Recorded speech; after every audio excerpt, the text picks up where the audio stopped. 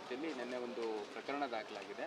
ಆ ಪ್ರಕರಣದಲ್ಲಿ ನದೀಮ್ ಅನ್ನೋವಂಥ ಒಬ್ಬ ವ್ಯಕ್ತಿ, ಅವನು ರೈಲ್ವೇಸಲ್ಲಿ ಕೆಲಸ ಮಾಡ್ತಾನೆ ಅಕೌಂಟೆಂಟ್ ಆಗಿ.